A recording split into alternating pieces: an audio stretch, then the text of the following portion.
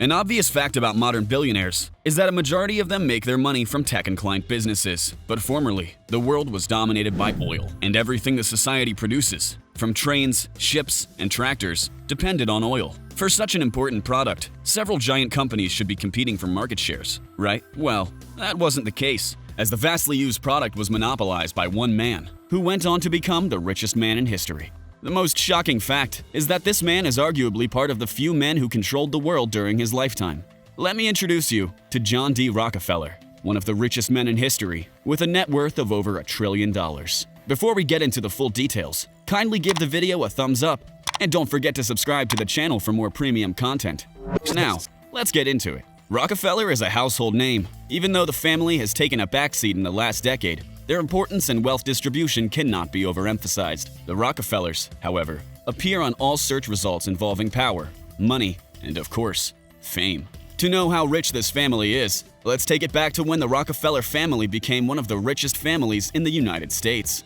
In modern times, the family is also one of the most influential families in American history, with representatives in politics, the banking sectors, pharmaceuticals, and charity. All of these wouldn't have been possible without the involvement of the most popular Rockefeller, John D. Rockefeller. John Davison Rockefeller was the second child of con artist William A. Rockefeller Sr. and Eliza Davison. To make ends meet, John started raising turkeys and selling candies and potatoes to make extra income for his struggling parents. When John grew a bit, his family moved to Moravia, New York, and Owego, New York, in 1851, where he attended Owego Academy.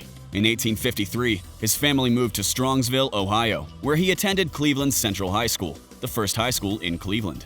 John proceeded to take a 10-week business course at Folsom's Commercial College, where he studied bookkeeping, a course that would set him on the path to riches. When John clocked 16, he got his first job as an assistant bookkeeper in a small firm in Cleveland, Hewitt & Tuttle. During John's time at the firm, he negotiated with ship captains, freight agents, and barge canal owners. His experience working with these people taught him that posted transportation rates believed to be fixed could be altered depending on conditions and freight timing and through rebates to preferred shippers. Fast forward to the year 1858, John went into the produce commission business with a partner, Maurice Clark, and they planned on raising $4,000 in capital.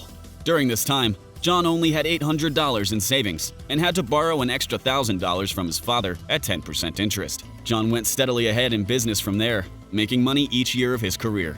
In the first and second years of business, John and his partner made $4,400 and $17,000 worth of profit, respectively. Their profits soared with the outbreak of the American Civil War, when the Union Army called for massive amounts of food and supplies. When the war was nearing an end, John and his partner, who contributed to the Union's cause, looked towards refining crude oil. At that time, the federal government was subsidizing oil prices, driving the price up from 35 cents a barrel in 1862 to as high as $13.75. This created an oil drilling glut, with thousands of speculators attempting to make their fortunes. During the same time, a market existed for refined oil in the form of kerosene. Coal had previously been used to extract kerosene, but its tedious extraction process and high price prevented broad use. But even with the high freight transportation costs and a government levy during the Civil War, profits on the refined product were large. The refined oil price in 1863 was around $13 a barrel, with a profit margin of approximately $8 a barrel. The capital expenditure for a refinery at that time was around $1,000 or $1,500, which is affordable and requires only a few men to operate. John and his partner saw an opportunity and wasted no time jumping at it, building an oil refinery in 1863 in the Flats, then Cleveland's burgeoning industrial area. The refinery was directly owned by Andrews, Clark & Company, which was composed of Clark, John, Samuel Andrews, and M.B. Clark's two brothers. And here's where it gets interesting. Whale oil, which was a common product, then became too expensive for the masses, so a cheaper and general-purpose lighting fuel was needed, and John and his team came to the rescue of the masses. While other refineries would keep the 60% of oil product that became kerosene and dump the other 40% into rivers, John used the gasoline to fuel the refinery and sold the rest as lubricating oil, petroleum jelly, and paraffin wax, and other byproducts. His conservative approach maximized profits and soon made him the richest human in modern history. We are halfway through, guys, and there are more details to come, so stick around.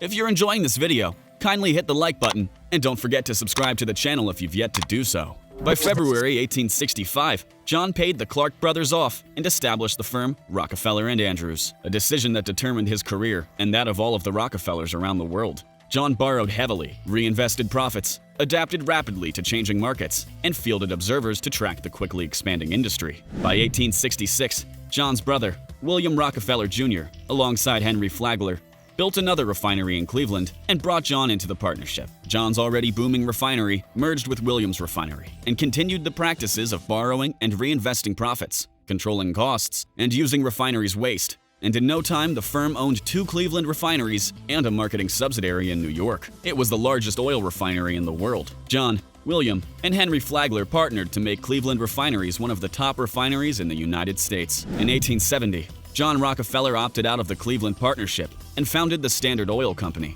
which he ran until 1897 and remained its largest shareholder. John's wealth kept soaring as kerosene and gasoline grew in importance, and he became the richest person in the country, controlling 90% of all oil in the United States at his peak.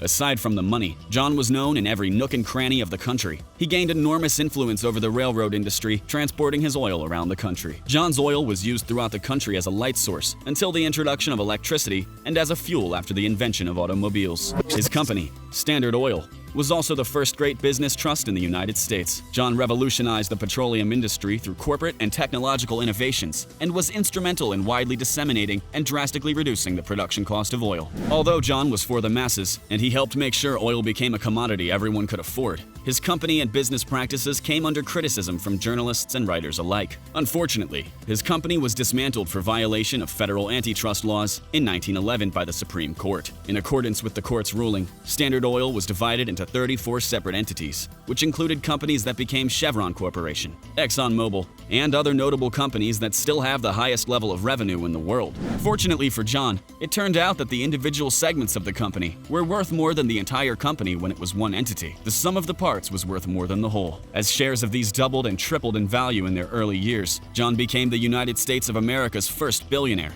with a fortune worth nearly 2% of the national economy. Yes, you heard that right. John's personal wealth in 1913 was estimated to be $900 million, which was almost 3% of the United States GDP of $39.1 billion. Although the Supreme Court had its way, John's riches were already established, and putting an exact number on John's net worth, the figure will be nothing less than $663.4 billion, which is higher than the combined net worth of the top 3 richest men in the world, according to Forbes. Adjusting for inflation, John D. Rockefeller is arguably the richest man in history. John D. Rockefeller's wealth was mainly used to create the modern systematic approach of targeted philanthropy by creating foundations that significantly promoted education, scientific research, and medicine. So, is it safe to call John D. Rockefeller America's greatest philanthropist? Let us know what you think in the comments section. Also, don't forget to like the video and subscribe to the channel for more luxury-themed content.